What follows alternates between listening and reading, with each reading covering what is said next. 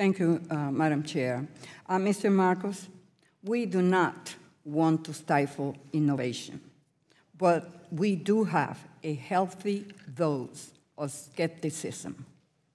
So this is not Silicon Valley.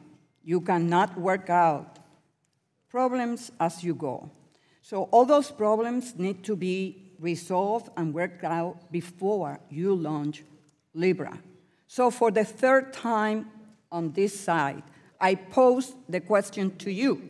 Will you commit yourself to not launch Libra before all the concerns from the Federal Reserve and all the regulators are addressed?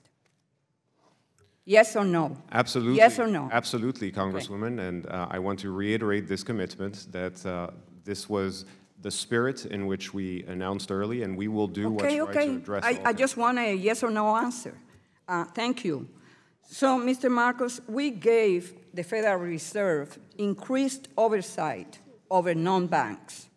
We don't know yet what you are. If the STOC designated you a SIFI, would you submit to enhanced oversight? Congresswoman, I don't believe that the... But you don't know what you are, so... No, but Congresswoman, the Libra Association or Calibra have no plans to engage in banking activities. You know, as far as the Calibra wallet is concerned, we will be active in the payment space, like many other non-banks are active in the payment space. But that said, we will, of course, comply with all regulations. So we want to make sure that companies that did not fall into the normal bucket of regulatory authority could not threaten the U.S. financial system.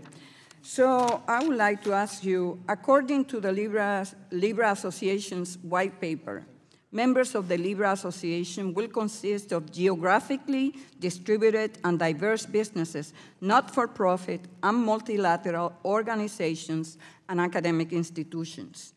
Sir, by what criteria were the initial members of the association chosen? Thank you for your question, Congresswoman.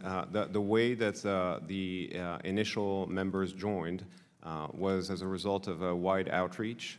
It's a combination of companies that can accelerate the acceptance and utility of Libra, like companies like Uber and Lyft and Spotify, that can accelerate the acceptance of Libra within current merchant networks like Visa and MasterCard, that can inform how to drive financial inclusion like Mercy Corps, Kiva,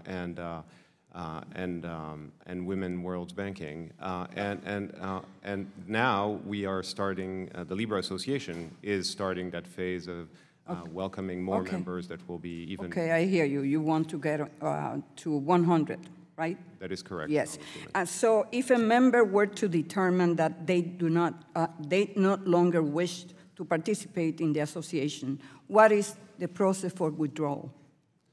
Congresswoman, at this stage, we're in the process, all of us, the 28 organizations, of ratifying the charter. And as a result of this process... So you don't know yet? No, as a result of this process, if members do not wish to participate, they can drop. And there will be a process on an ongoing basis for members that do not wish to participate. So do you think a member's withdrawal could threaten the value of the Libra currency? No, I don't believe that's the case, Congresswoman. Mr. Marcos, according to the Libra Association's white paper, the Libra Association has a target launch of the first half of 2020.